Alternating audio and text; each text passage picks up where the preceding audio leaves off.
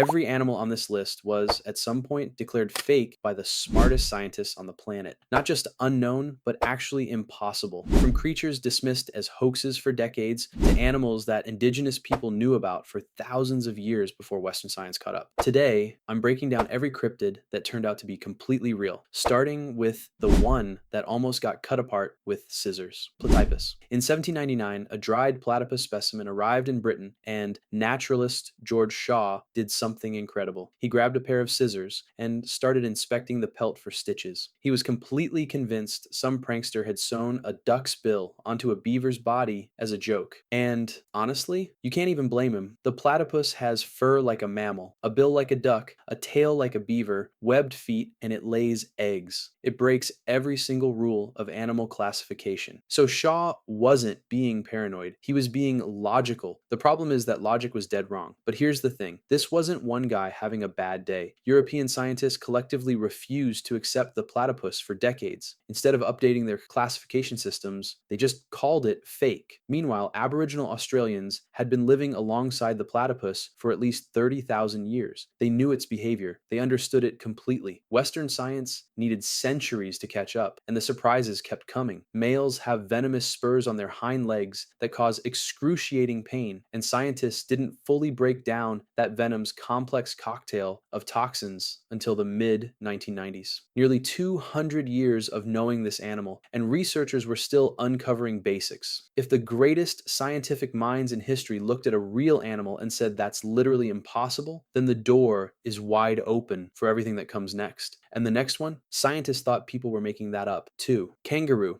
Imagine trying to describe a kangaroo to someone who's never seen one. A 6-foot tall animal that stands upright like a man, keeps its baby in a built-in pocket on its stomach, and moves by bouncing on 2 giant legs at 35 miles per hour. You'd sound absolutely insane. That's exactly what happened in 1770. When Captain Cook's crew returned from Australia's east coast, they described this impossible creature to British naturalists back home. The response was basically universal mockery, sailors exaggerating, colonial fever dreams. Nobody bought it. The word kangaroo itself comes from ganguru, the Gugu Yamathir Aboriginal word for the animal. Indigenous Australians had known about and named this creature for thousands of years, but Europe needed convincing, and convincing took a while, over 20 years actually. Multiple expedition journals, detailed illustrations, eyewitness accounts from credible naval officers. None of it mattered. The specific detail that broke everyone's brains was the hopping. No known animal on Earth moved exclusively by bipedal hopping. So instead of accepting that maybe nature did something new, scientists just decided the whole thing was made up. The kangaroo wasn't formally classified into its genus until 1816. That's nearly 50 years after first Western contact. Here's the beautiful irony. Kangaroos are now literally on Australia's coat of arms. They're sports mascots, emoji, stuffed animals in every airport gift shop on the continent. But for 2 solid decades, accurately describing one was enough to get you laughed out of a London gentleman's club. But if the kangaroo sounded fake, wait until European explorers tried explaining an animal that looked like someone glued a zebra, a giraffe, and an anteater together. Okapi. Picture a giraffe that got lost in a zebra's closet, grabbed an anteater's tongue on the way out, and decided this was its look now. That's the okapi. Striped hindquarters, a tongue long enough to clean its own ears, bony ossicones on the males, and a body shape that doesn't match anything else walking the planet. It looks like a committee designed it and nobody had veto power. But here's the thing, the okapi was never a mystery, not to everyone at least. The Mbuti people of the Congo had known about this animal for generations. They hunted near it, lived alongside it, and could describe it in detail. It was as real to them as a deer is to you. But when their accounts reached European naturalists, they were dismissed. Folklore, superstition, campfire stories from people who didn't know any better. The European scientific establishment literally called it the African unicorn well into the 1950s. A real, living, breathing animal that thousands of people had seen with their own eyes, reduced to mythology because the wrong people were the ones reporting it. Then in 1901, British colonial administrator Sir Harry Johnston secured specimens specimens and sent them back to London, where zoologist Ray Lancaster formally described the species as Okapia johnstoni. Suddenly, the African unicorn was just a giraffe relative hiding in the Congo rainforest, the only living relative of the giraffe, in fact, an extraordinary animal that had been there the entire time. Now, to be fair, fewer than 10,000 to 20,000 okapi exist today. This was never an easy animal to stumble across. The Congo rainforest is dense, remote, and unforgiving. That explains part of the delay, but it doesn't explain decades of outright dismissal. Indigenous knowledge was treated as superstition until a European signed off on it. That's not a discovery problem, that's a bias problem. And if you think the Okapi's story is frustrating, wait until you hear how long it took Western science to acknowledge one of our closest living relatives. Mountain gorilla. This one hits different because we're not talking about some obscure fish or a strange forest mammal anymore. We're talking about a great ape, one of our closest living relatives on the entire planet, sharing 98.3% of its DNA with humans. And Western science said it wasn't real. Let that sink in for a second. Local African communities in and around the Virunga Mountains of Central Africa had known about mountain gorillas for generations. They talked about them, they described them, they warned explorers about them, and European scientists said no, that's folklore, superstition, tall tales from people who didn't know what they were looking at. Here's the thing. These weren't vague descriptions of shadowy creatures in the mist. People were describing massive, intelligent apes living in the volcanic highlands. And the response from the scientific establishment was essentially, we don't believe you. It wasn't until 1903 that zoologist Paul Matschie formally classified the mountain gorilla based on specimens collected from the Virunga Mountains the year before. That was the first physical evidence European scientists would accept. Over a century into the modern scientific era, and one of humanity's closest biological relatives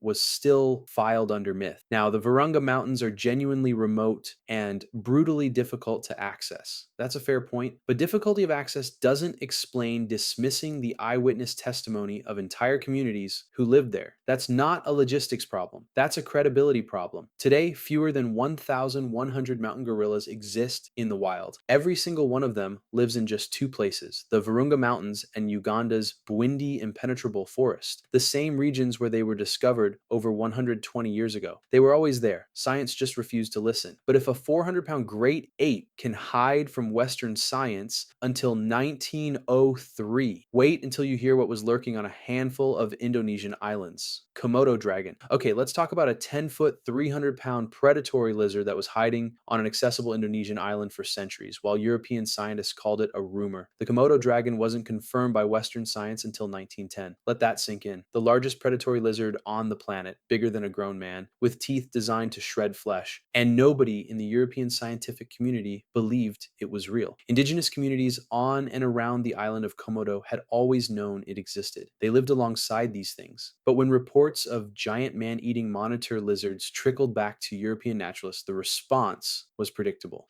Colonial exaggeration, tall tales, locals being dramatic. Sound familiar? Because at this point, the pattern is almost comical. Indigenous people say something exists. Western science says prove it. Decades pass. Someone finally bothers to go look, and sure enough, there it is. Here's what makes this one especially ridiculous. European colonial powers had access to the Indonesian archipelago for decades before 1910. Traders, officials, and military personnel moved through the region constantly. The Komodo dragon wasn't hiding in some unreachable cave system at the bottom of the ocean. It was walking around on an island, being enormous, eating things. It took a Dutch colonial official physically bringing specimens and credible documentation back before anyone took it seriously. And once they did, the scientific community acted like they'd made some grand discovery. They named it Varanus komodoensis and moved on. Today, only about 3,000 to 5,000 Komodo dragons remain in the wild, confined to a tiny cluster of Indonesian islands. A creature that took centuries to be believed now needs active conservation to survive. But if you think a giant lizard hiding in plain sight is absurd, wait until you hear about the massive creature that hid in the deepest parts of the ocean for even longer. Giant squid. For centuries, sailors came back with the same story. Enormous tentacled creatures lurking beneath the waves, arms thick enough to wrap around a ship's hull, eyes that glowed in the deep like lanterns. The Norse called it the Kraken. Ancient Mediterranean accounts described sea monsters capable of dragging entire vessels underwater underwater. And for centuries, every single one of those sailors was told the same thing: you're exaggerating. They weren't. The first scientifically documented giant squid specimen wasn't collected until 1873, when fishermen off the coast of Newfoundland hauled up physical, undeniable proof of what generations of sailors had been describing: tentacles, massive body, the whole thing. After hundreds of years of being laughed at, the ocean finally coughed up the receipt, and the numbers are genuinely staggering. Giant squid can reach 43 feet in length. Their eyes measure up to 11 inches across, roughly the size of a dinner plate, making them the second largest eyes of any living animal on Earth, beaten only by their even more elusive relative, the colossal squid. These aren't small, ambiguous creatures that could be mistaken for something else. They're enormous. They're exactly what the legends described. The reason science took so long to catch up is simple: giant squid live at depths exceeding 3,000 feet. For most of human history, that part of the ocean was completely inaccessible.